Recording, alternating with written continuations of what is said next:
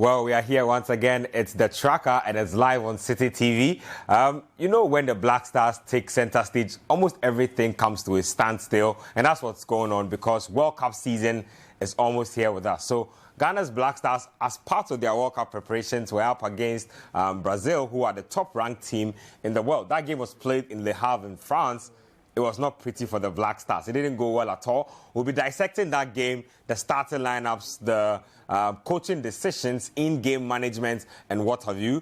There's a game against Nicaragua to come tomorrow, and so we'll be building up to that particular game as well. But as I typically do on the show, I have a guest here to dissect the show with me. He is a club man and a national team man all in one vein. So we'll take a quick break here, come back, and then I'll get his thoughts, and then we'll start this conversation. Hi, welcome back to the Tracker here on Citi TV. Felix Romark is my good friend here on the show. Felix, it's good to have you. Asante Kotoko, good to see you again, bro. I mean, like I was saying in my intro, it's almost impossible for me to start a national team conversation straight off the get-go, especially when we've played Asante Kotoko just yesterday. You are a staunch Hearts of Folk person. I mean, I wouldn't even say a fan, but you are closer to the corridors of power than most people know. But just snap thoughts. I mean, building up to yesterday's game, it ended 1-1. But is it what you were expecting? No. I think that, to be fair, if you watch yesterday's game, it tells you the true reflection of where our two greatest clubs are now currently, and the reason why we look very far away from making an impact in Africa. Yeah. Because to me yesterday it wasn't an exciting game. I think that it wasn't even the true reflection. The results wasn't the true reflection. I think for Kotoko they were better. Yeah. They created a lot of chances. They missed a lot of opportunity. I told a Kotoko friend that this game was the game they needed to equal that 4-0 defeat. Exactly. They suffered in the hands of... You mean the long-time 4-0 defeat? They had opportunities. They had the, you know... In fact, referee decision did not also go their way. So if everything had gone their way and they, you know, making use of the chances they got, they would have equaled that scoreline. For Hearts of Folk, I was a bit, you know, disappointed. But, you know, I wasn't surprised because you look at Hearts of Folk. In the last 7 games, Boedu is yet to win a league game for Hearts of Folk. That's crazy. Yes, and it's more crazier when you look at his away fixtures. Yesterday was his 26th away league game. Okay. He's won just 6 of them. Lost 10 and drew 10. Wow. It means that he doesn't travel well at all. At all. And you see, even in the 10 games that he won, somewhere the 6 games that he won out of the 26 are games against teams based in Accra. So if you beat Accra Lions, you've done nothing. If you beat Legon Cities in an away fixture in Accra. This is very specific research that you are actually bringing to the fore. And I think that's something Hearts of Folk should look at. What could be the problem with his team and traveling away? Because I would say that this season they've had a difficult time with the games that have been played. I mean, if you start your campaign off against Adriana Stars, play Olympics, and then go on to play Asante Kotoko, that's as tough as it gets to begin the campaign. I don't want to buy that. Because, see, after yesterday's game, that was the 3rd league game of the season. It was. This is the 3rd time in 3 consecutive seasons Hearts of Folk have failed to win their opening 3 games. Wow. So in 2019-2020, they never won their first 3 games. They drew 2-1, lost 1. The season that Hearts of Folk, they won the league. The same thing happened. And this time around, the only positive that you can take from this game was that they lost against Kotoko at Barbara last season. This time around, they got a point. Last season, in their game against Great Olympics, they lost in Accra. This time, they had a point. So that is the only positive you can take from little positives in the details. But you see, it is bad. And it is so bad in the sense that if you look at the other 17 Premier League teams, I don't think they have a squad like that of Accra Hearts of Folk. I don't think so. Hearts of Folk have the material, but I think that they have issues with their coaching, you know, department. They have big issues. What would those issues be? Because some say Boedu's won you a ton of trophies and in a short span of time. Coach, what's the assistant coach's name? I think Hamza. Yes, Coach Hamza has also done a good job. What has changed all of a sudden? Was it just one season of non-winning? Even that one, you won an FA Cup. You see, you can say that, yes, Boedu came in. We've won, in fact, 4 trophies. If you want to add the Super Cup that never came on because Asante had won the league and then the FA Cup. Yeah. Even the season Asante won the league, their away performance were awful. Asante won 3 games. The season they won the league out of the 17 away games. 3 games away. Yeah, that was the 1-0 win against Bichim United. Yeah. And then they won at 11 Wonders. You look at away form, it has been very awful. And that is the fact. For any, see, if it's a final game, like in the MTN FA Cup, and you select any players in Asante to go and fight for a trophy, they'll do it. I'm not saying that Boedu is that bad, but the results and the statistics are there for everybody to see that a lot is going on. It's not going on well. And you see, I pity Boedu, and it's sad that after every awful performance, he will come and say, "Oh, I thank the board chair, I thank Togby, I thank." Please, you need to start getting results. That is the most important thing. You thanking Togby to do a buy time? No. And you see, you are coaching a team that has a board member in Nyao Tamaklo. At one point saying he wished Dr. Prosper Nate Ogum was head coach of Accra. Even the Black Stars. Yeah. And now, when you talk about Doctor, he's coachless at club level. Apart from he being a coach of the Black Galaxies. Even that, he's an assistant. So it means that he's sitting somewhere, jobless at club level. Observing. And then you have Nyao. And this morning, Nyao was saying, you know what? See, we will get to a point where we need to discuss Boedu. Yeah. And when the time comes for us to even sack him, I'll push for that. That was what Nyao said. No, he's been very clear about it. From day one, even when you were winning trophies, the man seems not to like your coaching decisions. Yeah. And it is true because, see, in some games, you look at the game against Great Olympics, Daniel Cordia has been out for 3 seasons through injury. Yeah. And you start him in the derby game against Great Olympics, against a team you have not beaten in the last 4 fixtures. Yep. Only for him to sub him at halftime. Yesterday, Yakub Zakaria from Straight Royal Blacks, he's never tasted Premier League experience. Throw him into a game like that. Against Kotoko. But Charlie, who does that? So some of the decisions from have been questionable. That is the thing. And I feel that his honeymoon with the Hearts of Oak fans is coming to an end. It's almost over. And now he needs to. And you see, we have just a game. That will be against Bibiani Gold Stars on Friday before the Afghan adventure. So it means that, for me, it looks like he has 3 games to save his as a folk job. Big statements there. Samuel Boedu has 3 games to save his House of Folk job, according to Felix Romark. Says Boedu hasn't won in the last 7 league matches. His away record is even poorer when you zone in on it. But let's turn our attention to the national team. 29-man squad was named by Otoado. That squad naming itself came with a lot of controversies because Joseph Paintsel, who is in red-hot form at KRC Genk, was left out. We'll discuss that in a bit as well. But let's zone in on the friendly itself against Brazil. It was played in Le Havre. It ended 3-0. Marquinhos scored once. Richarlison got 2. Rafinha should have scored 2 if he was serious. He was not serious, clearly. Neymar himself could have gotten in on the action. So 3-0 was a very flattering scoreline, if we are being very honest with each other. The Brazilians, had they been a little more clinical, we could have been looking at the 6-7 Ayele Ayoko type scoreline. You know how it goes. Felix, let's get into the game breakdown itself. Now, the first thing that struck me is that a lot of people were unhappy with the lineup that was put out for this game. Otoado was asked at the post-game presser if he made a mistake with his lineup. He says that there is no way he made a mistake and that lineup was a result of careful planning and certain circumstances. I don't know what you made of the lineup, but let's get into that first of all before we even get into his own statements. Were you happy with the lineup? If not, why? I wasn't happy. And the reason being that, see, apart from Brazil, the other 31 countries, and let's say maybe Argentina, would love an opportunity to play Brazil 2 months before a World Cup. Yep. A lot of them. World Cup royalty, top-ranked team in the world. Yes. And it is Brazil. Even if they weren't top rank. And you have the opportunity to play against them and you put up this lineup. I don't know if it's a political lineup.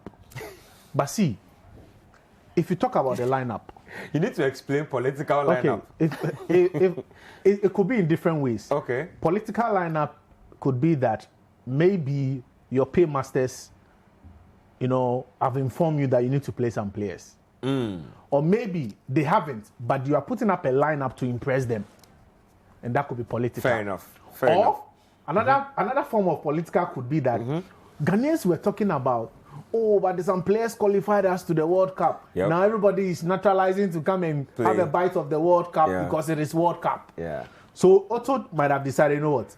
Let me play the team that qualified us. So Ghanaians will see that they are not that good for the World Cup. So that is the political. But you see, if you have an opportunity of playing Brazil, you put out your best of the best. Yep. And we saw the Brazilian lineup. About 90% of the players that started for Brazil will start their opening game at the World Cup. They will. They will start. They will start. They could have decided to. Which begs the question of, if Brazil is starting its strongest team against you, why who is the least ranked team in going to the World Cup? Why are you doing Matrai Makwe with your lineup? You see, I don't even know where to start. But you see, which coach would start Afenajan when you have Inaki? Which coach will start? Inaki has not missed a La Liga game in the last 7 years. Yep. He's been on the field for every La Liga game for Atletico Madrid. Afenajan hasn't played 15 professional games as a footballer. 15, no. Afenajan has 2 career club goals on the international level. Let me make that I don't even want to even go into the goals. But the number of games he's played, very inexperienced as a youngster. Bro, it is bad. Yeah. And he decided to play against an experienced Thiago Silva and Marquinhos. If the coach is saying he didn't see anything wrong with his lineup, I totally don't agree with him. I think that he got it wrong with his lineup. He got it wrong with his tactics. Yeah. You play a 4-1-4-1 formation. You bring in Baba Idrisu. It means that if Thomas Partey had started the game, there wouldn't have been any DM to offer cover for the back four. True. Because Partey won't give you that kind of rugged tackling and providing shield for the back four. So if Partey had played in that game, he would have exposed us big time. But even without Partey bringing Baba Idrisu, he had to overwork because we were playing Kamal Dean Suleiman. He wasn't tracking back to help Audrey. And you tell me that there was nothing wrong with the lineup. In as much as we can talk about, yes, the second half was much better than the first half. The quality of players that we brought on in the second half was evidence that he got it wrong with the starting lineup and then the opening 45 minutes. I'll take your thoughts on who should have started in this game to have made this a more complete starting 11. Because, I mean, a lot of the conversation has basically been going around this particular subject. And then there's also the issue of Thomas Partey and if we should start planning our team without him. Because as things stand so far, I am scared for what Partey's status will be like come World Cup time. I don't know if you have these same sentiments. At this point, I don't know how to feel. You see, we should go to the World Cup planning without Partey in the picture. He would go to the World Cup. Yeah. But you look at his injury track record. Yeah. Especially when he came to England and started playing for Arsenal. Partey wasn't injury prone when he was playing for Atletico. He barely got injured at Atletico. So I don't know what's happening. So it is not that Partey is not reliable when he's playing. Yeah. The fact is, we don't know his current injury situation and what will happen at the World Cup. Yeah. So if we are going to the World Cup with Thomas Partey, we need to get somebody to carry his bag. When he's not ready to carry his own bag, that person will do that. We need to plan. Yeah. We need to get somebody who can play that Partey role. And you see, I'm sure we'll go to the... Now we've all agreed to the fact that the back three works for us. Yeah. And I'm sure Otuado will do that in the Nicaragua game. And even in our opening game against Portugal, he will play at 3 at the back. But when you play when you go 3 at the back with wing backs, you need an anchor man. You need somebody to pull the ball from defense and initiate an attack. We currently don't have that. You understand? We need to get that as quickly as possible. So I totally agree with you if you talk about this Partey issue. I mean, for those who are wondering what I'm talking about, so Partey picked up a knock during the warm-up session to the Brazil game, and then Otoado and his team decided that it was not worth risking, so they pulled him out of the game. Now, before that, Arsenal sent the GFA a very detailed report of what to do with Partey and what not to do with him in camp. And so the latest on that issue is that Partey is back in London based on team recommendations because he cannot afford to go and play that Nicaragua game. You never know what might happen to him. At this point, I think he might not play differently again. Not at all. I think that we need to manage him. We need to manage him by allowing Arsenal do that. We shouldn't invite him for any of the remaining games. This is not the time to see what Partey can do. We all know. We all know what a fit Partey will do. So allow Arsenal to manage because they have the means, they have the technology, they have a great history about his medical condition, and they're in a better way to do that. And see, every club that will get a representation at the World Cup will earn some financial reward. They will. So Arsenal will very delicious financial reward. That is one reason why I'm pushing the Barney agenda. Oh, of course. Maybe we'll come there. No, he must. He must. I think he's proving himself worthy. Of course. So, in the point, Paul will shout, why would you start Afena in so many games? Why don't you give Barney? Yes, proven. Yes. And we've always talked about transitioning our players. From under 20 to the local blasters to the national team. So, the truth is, we should allow Partey to concentrate on his Arsenal career for now. When the World Cup time is due, he'll get into the squad and then play. But we should go to the World Cup with the mindset that we might not have a fully fit Partey for some of the games. So there should be a plan B. And the plan B, getting a plan B, we have a lot of options. There is Salis in the French Ligue 1. There is Majid Ashimeru. There's an issue about Salis that I think we will touch on. I had some issues between him and Otoado. Otto says he invited him. He says Salis says he does not want to be a bench warmer. A lot to chew on. So you just hold on to those thoughts for now. Let's take our first break. You can text into the show. I'll have the text and WhatsApp lines displayed on your screens there in a bit, just so you can share your thoughts with us. What you made of Ghana's performance against Brazil. What you expect Otoado to change coming into that game against Nicaragua. It's I don't know if I should call it a crucial game, but there's a Switzerland game right after that. So there's a lot to come as far as this discussion is concerned. Stay with us here on The Tracker. We'll take a quick break. We'll be right back. Welcome back to The Tracker here on Citi TV. You saw on your screens a while ago the starting 11 for the Brazil game. Now, I'm going to break it down with Felix. Who should have been in our starting 11? Or if I should say, if we are playing Portugal tomorrow, who should have made that starting 11? Felix, let's start from the goalkeeper. Wallacott has come under a lot of pressure following. I mean, there are those who haven't even trusted him from the start, saying that he came from the fourth tier, and now he's elevated to the third tier. Still doesn't convince people. Who is our number one goalkeeper? It's Jojo Wallacott. Wallacott over Richard Ofori? Yes, please. Why? I think that consistency. Okay. Consistency with the national team. You know, Richard is a fine goalkeeper, but he's been away from the team in a very long time. It's been Jojo Wallacott. And you see, the reason why I understand when people want to, bash him and all that, but sometimes some of the mistakes he commits, you have to blame the defenders. The defenders are there to shield the goalkeeper.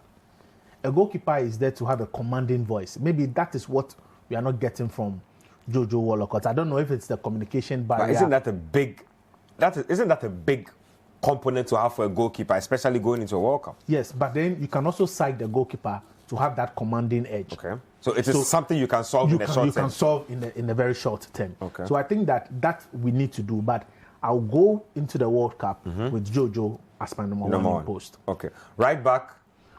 Okay, so it's a three-back system. Yeah, so I'll go with Jiku in the middle of the three-back. Okay. I'll put Mohamed Salisu at the left side of the defense in the back three, and then Daniel Amate will be on the right side of the back three. And then I'll go with the wing backs. Okay. I'll play Gideon Mensah and Noba Baraman In fact, if I had my own way, I won't even pick Baba for the World Cup. Then I'll play Tariq. Okay. I'll play Tariq because... So Gideon on one side, Tariq on the other. Yes. And I have been a huge fan of Dennis Odwe. I think that he brought in a lot of experience and, he's very good. Yeah. But then I'll need Tariq in a game against Portugal because I might not know what will be coming from the flanks. If it's Cristiano with his trickery or Rafael Leao. So you need somebody. Joao Felix, Diego Jota. Yes. So you might need. The options are too many. Too many. So you need players that can offer a lot in defense. And then because, truth be told, we will be under pressure against Portugal. They'll have a lot of possession. Yeah. But you also need players that can quickly break up the lines and initiate attack. And Tariq, we all know, have the stamina. Maybe not the height to do that. So I'll go with Gideon. Okay. And then in the middle, hopefully, I get a certain Thomas Partey ready. So I'll pick Partey and Baba Idris. Double pivot? Yes, I'll go with the double pivot. Then Mohamed Kudus. Means that you are expecting to counter-attack a lot. Of course, that is the thing. You don't expect to dominate possession against Portugal? No, not at all. Not at all. You look at the group we find ourselves in, I think that we won't have a lot of possession. But we have a lot of players that are very fast and quick. Yeah, so we should utilize that to our advantage. That is the thing. We should make sure that we utilize that. Yeah. And then I'll play Kudus behind Inaki and maybe Andre Ayew. I'll start Andre Ayew in every Black Star game. Okay. But it won't end every Black Star game. Because I feel that you look at the lineup, there will be a lot of youth. Okay. And you need leadership and experience. You do. And Andre Ayew will offer you that leadership that you need with a very youthful team. And I think that we will need that. And aside that, on set pieces, Andre Ayew looks good with his head and all that. So I'll play Kudus behind Inaki and Andre Ayew up front. A lot of Ghanaians talk about Kudus in the first nine. Yeah. Bro, this is not Ayas. If Kudus is looking good as a false nine in Ayas, sometimes you have to look at the materials available around him and the players around him, and then the tactics of the coach as well. I don't think that Kudus in the first nine in this current Black Star team will make a lot of sense. Yes. Okay. Allow him to be in the number 10 position because in that number 10 position, he'll give us a lot of fouls. Take on one or two players, might even win us a penalty. Can hold up play and all that. And all that, work out the goalkeeper and all that. But then again, it means that we have a huge task of working on our set pieces. Both defensively. I was about to come to that. Both defensively and offensively. Defensively, we look very poor in defending set pieces. And we consider twice 2 goals. From a corner kick and then from a free kick. You get it. And then offensively with our set pieces. Why is Jordan and you still taking corner kicks? It looks like every coach that comes to he even takes free kicks. Why? Sometimes. We can't change that because it's been awful. Yeah. It's been very awful. It really has been. And it's been, at least from when I can remember, from Zike to Milo. From the AFCON right up to the Nigeria double header. Every game, every time we get a free kick, a set piece. And at this particular point, even I think the second goal or so, the first goal, I blame the defense, especially Andre Ayew. I think that he didn't jump well to put pressure on the Brazilian, Richarlison. And then, you see, there's something we need to do. We need to steady our opponent. If you watch Richarlison, you know what he will do with that ball. Yeah. When the corner came in, you know, from Everton to Spurs, you know that these are the kind of his things his game is very textbook. His game is very textbook. He does the same things all the time. You need to steady your opponent. Maybe it's a friendly, but at the World Cup, steady every other player. See, if we had studied Uruguay, when we met them at the World Cup, that penalty, we would have known where the last guy who took Sebastian Abreu would have played this penalty. We know he would have gone with a penanka. We know. But somebody was not doing their job. Or job. maybe somebody was not placed on the task to go and do that. And you see, you don't go to a World Cup with those kind of things. Brazil are currently traveling around the world for friendlies with 44 extra men who are not part of the technical team. Imagine. Now, even teams are employing set pieces coaches, defensive coaches. Some others, some will come to the World Cup with a throwing coach. Because they want to make sure. That's actually very serious. It's serious. Some will come to the World Cup with coaches for penalties strictly, nothing else. Nothing was it else. Louis van Gaal? Yep. I think that when he was making goalkeeping substitutions during the penalty shootout. Currently, the goalkeeper who saved him in that particular. Yes, but say listen. He said, you know what? If I'm not going to the World Cup, you won't use me as a technology to see what might happen or study your penalties. No, I'm not going to get myself involved in that. See, there is a lot of technology and data backing football now. Yep. And if you want to get to that level, we need to make sure that we are, applying that. And some of the players that we call upon to come and play for our national team have access to these technologies in their clubs. True. Otuado is an inexperienced coach. In fact, he has never coached any team before, apart from this Black Star job. Yeah. So I would advise him, he shouldn't get political with this team. Because see, whoever appointed him would leave. He won't be Black Star coach forever, but he might be a coach forever because that is the path he wants to take. And there are a lot of coaches that will never get an opportunity to coach a national team at the World Cup. It's a big deal. It's a big deal for him. It's a very big deal. He should make use of that. He shouldn't allow somebody to influence him in player selection. He shouldn't sit somewhere, somebody will call him, I saw this player who didn't want to honor a call-up. I saw him somewhere in Accra doing something. No. Bro, there should be a reason why you call everyone to be in the team. To be in the team should be there. I think you just bring me to my next conversation. Let's zone in on some of the key individuals who were in this game. Mohamed Salisu, for instance. We saw him in the second half. What excited you the most about what he brought to the table? I mean, after that long wait for him. I think that one thing is his physique, his strength, his hold-up play, and the way he plays from the back. That is very, very good. Very, very excellent. And I think that I would love him for that. And I am happy that after so many months of knocking, he decided to come and play for us. He will be a great addition to the team. And we all saw his organization and leadership at the back when he came on came on in the second half. And I think that is one thing that we would go into the World Cup with. And trust me, see, teams will come to the World Cup and look at the individual players that you are bringing. I don't think Portugal will sit somewhere and underrate Thomas Partey or Inaki Williams or Salisu or Tariq. They all watch the Spanish La Liga. They watch the English Premier League. So if you have players in your national team that are playing for this in this kind of league, they will respect you. They will never take anything at all for granted. You get it? It will never take anything at all for granted. So I think that it is good that we invited these players, but I was disappointed that we blew the opportunity of starting them in the opening minutes of the game against Brazil.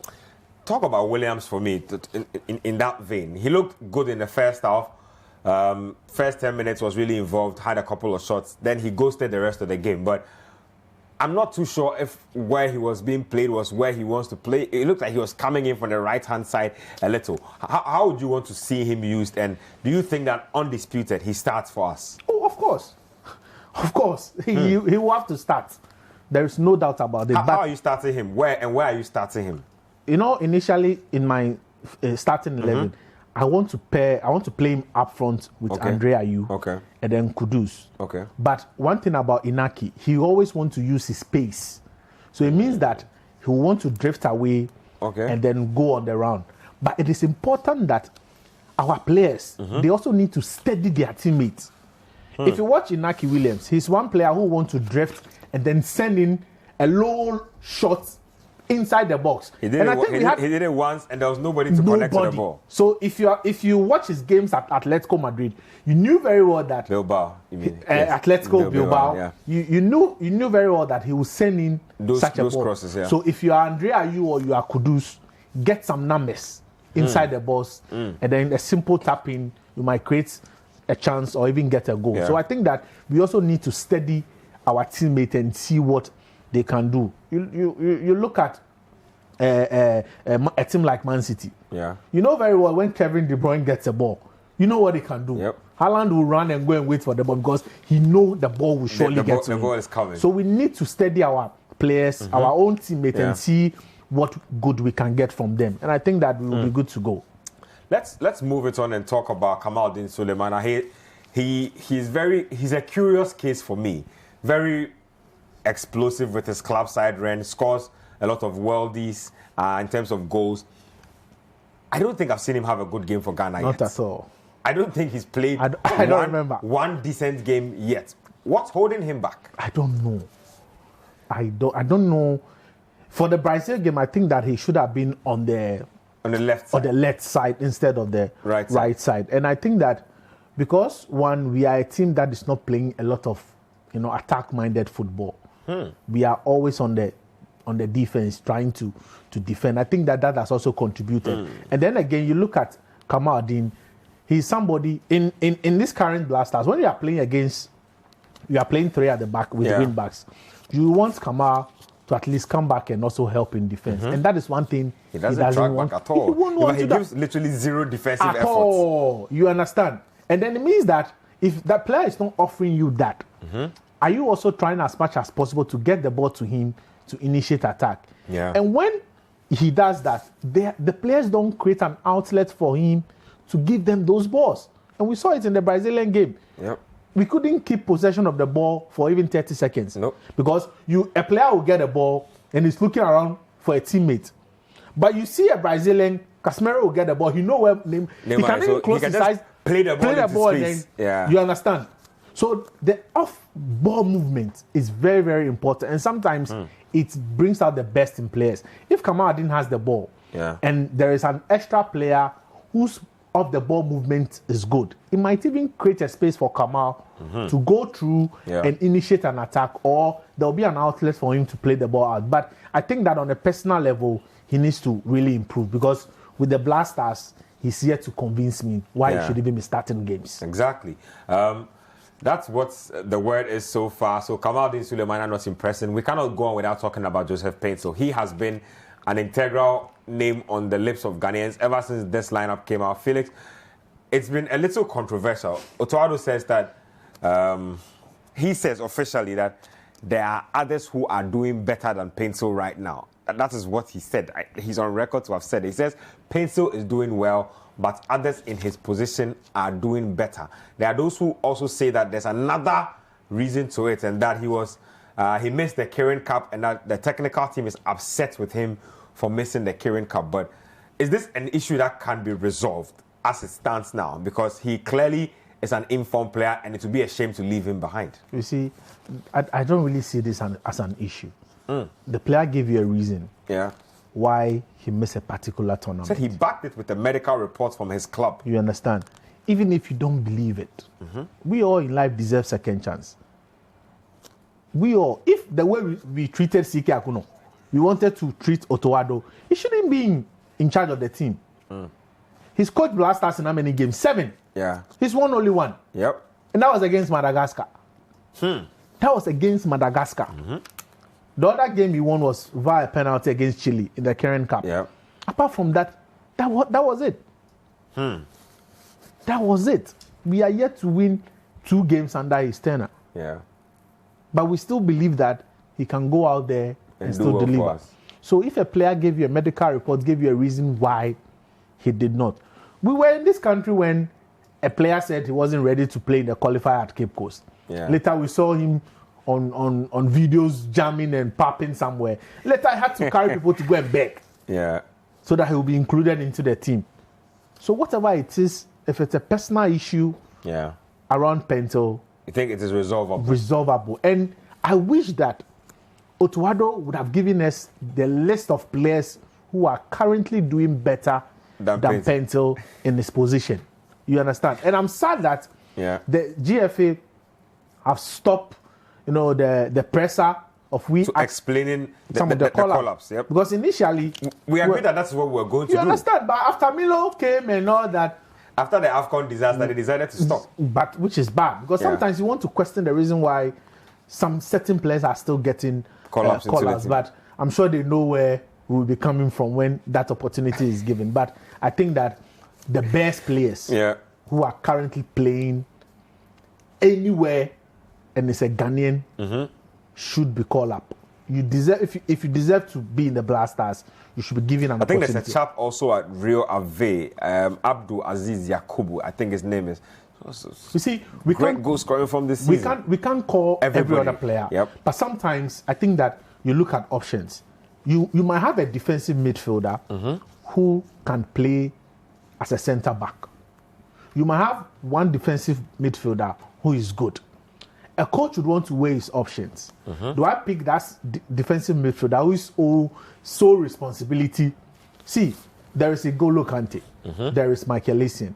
If both of them were in their prime, one coach would pick Michael Essien ahead of N'Golo because you know what? Essien can play at left back. Essien can play at centre back. Essien can play the N'Golo Kante role. Can Kante play in the centre back? Nope. Left back? Nope. You understand? So sometimes dynamics and what you need from the player. Or maybe what you also want to do, or maybe the opposition that is in front of you will inform the type of call-ups you make and then the tactics that you use in a particular game. But there are some players you clearly see.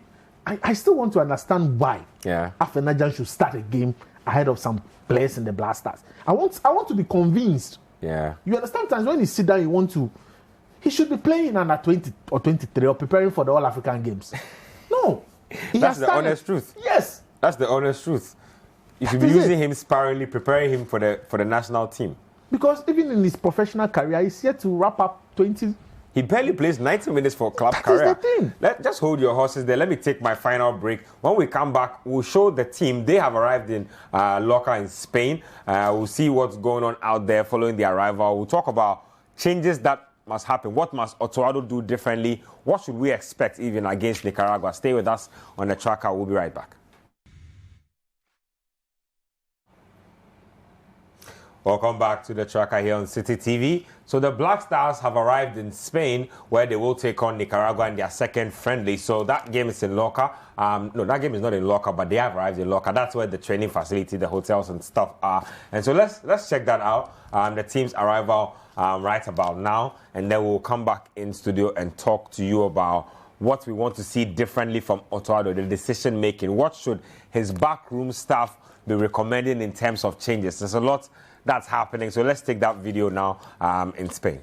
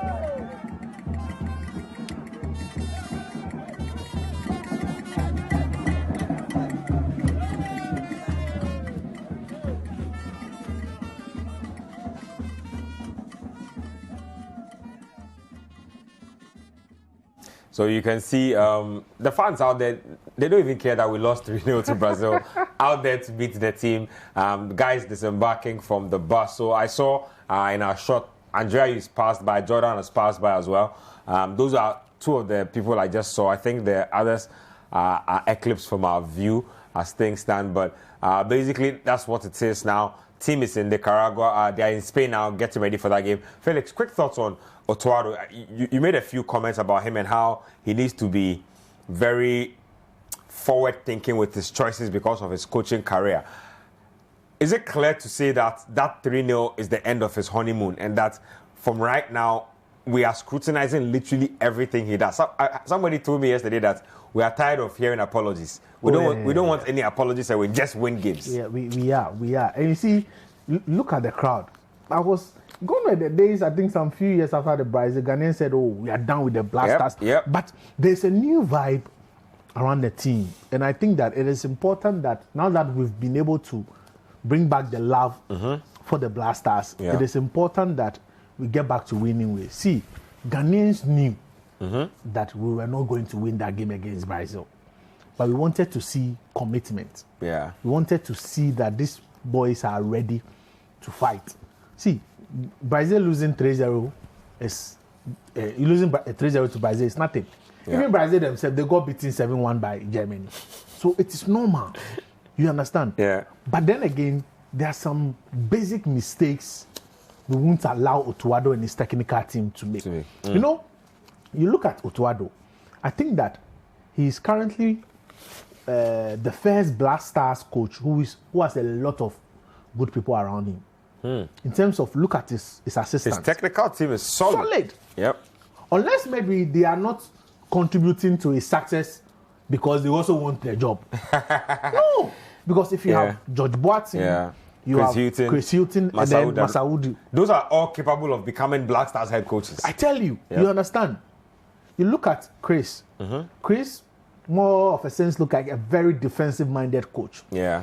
George Boateng is playing this was defensive-minded. So maybe you want to say that in his coaching career, you have a bit of that. Didi Dramani, Right to Dream. I don't think they are offensive-minded people. Attacking. Yeah. You understand? So you have a blend, and you, Otuado, you are coming from a background at Dortmund where you spot talent. Yeah. And most of the talent that you've been able to spot are offensive-minded. Yep. So you look at yourself and then the three other technical men around you. This is a fine blend for you to tap and make sure that whatever you are getting is a good, thing for the Stars. And see, for a very long time, nobody should deceive you. We have the players. What we don't have is a team. We definitely have individual talents. You understand? I think that we've gotten to a point where we've gotten some crop of new guys coming up. Yeah. And if you are able to mold them well, we might get to the days when we had the Muntaris, the Sule, Michael Appiah, Michael Essien, Stephen Appiah, and Lai Kingston, and all that. I think that these players can give us those, memories if we manage them well, if they are coached very well, or if they are used in their right positions and places. We can get a good, a good thing out of them. So it depends on Otuado to make sure that he's doing the right thing for the team. Talk about the game against Nicaragua. There are those who say that we missed a big chance against Brazil to parade our stars, and so whatever you might get against Nicaragua might not be a true reflection of your team. For instance, you've lost 3-0, so clearly you are expected to come out with a reaction and to play well. It might not be because Nicaragua is a bad team or a good team. It's just because circumstances have made it so. I mean, I don't know what you make of that. Well, I think that whichever way, we don't have the luxury of time. So any friendly games that are available, we should be able to make use of it. And I'm hopeful, and I'm sure that he will go with the starting lineup that he might want to use at the World Cup. Because after this, you are playing against Switzerland, and then straight your opening game against Portugal. So you don't have the luxury of trying to see if the team can gel together. My major worry when these guys were naturalizing was the cultural integration, because it was also a very important factor. Not just what happened on the field of play, but how free would they be in camp? How would they mingle with players? Because they are coming from... I wish I had they do their initiation dance and all that. I wish my producer can find one of the dances. They should try and find me Patrick Yeboah. I don't know if that's Ransford Yeboah, Konigsdorfer. If they can find me him, either him or Inaki Williams, one of them. You see, so it was very, very important that cultural integration, would go on. But from the look of things, from the initiation video, we also saw how excited they were. I think that it's been a long time we had such a fine team bonding. But this current crop of young players and those who have changed nationality have been able to mingle well. And I'm happy about that. Now, the understanding, the cultural understanding is there. It is important for us to transfer that to the football understanding. Yes. And now we have only 2 games to do that. And I'm sure that, just as Otuado said, he's learned from the Brazil game. He will make sure that he correct those mistakes. See, play as the starting 11 without Partey. play as the formation you want to go and use against Portugal in the opening game. Like you are actually in the World Cup game. Yes. In fact, we are 4 in the group. We've lost our first game against Brazil. Exactly. Now you are playing against Nicaragua. Then you have Switzerland to come. To come. Let's see the number of points. So this is literally a group phase dress rehearsal. Yes. And it's a fine blend. A team from Europe. Yeah, a team from Central America. And then South America. How we wish we had someone from Asia. Yeah. But already the Kirin Cup has given us an opportunity of facing an Asian opposition. So I think that it is good. And look at what Switzerland did to Spain some couple of days ago. Yep. They are not... Switzerland are a very disciplined team. Yeah, so I'm hoping that the players that will get opportunities to start for Nicaragua would give Otuado that starting 11 headache. And I'm hopeful, that something, good will come out at the World Cup. Not as for this friendly, I'm not expecting too much. Yeah. But I want to see some commitment from not just the players, but the technical team as well. Felix, thank you very much for your insights. That's about it from us here today. It's been exciting. We'll come back after the Nicaragua game to break it down. I'll leave you with Inaki Williams and his introduction dance and how it went down. I think they had just finished their meals and had just gathered. It was absolutely hilarious, but it was enjoyable as well. Great team bonding. We wish them all against Nicaragua. So enjoy the rest of the team dance. We're out here on the tracker.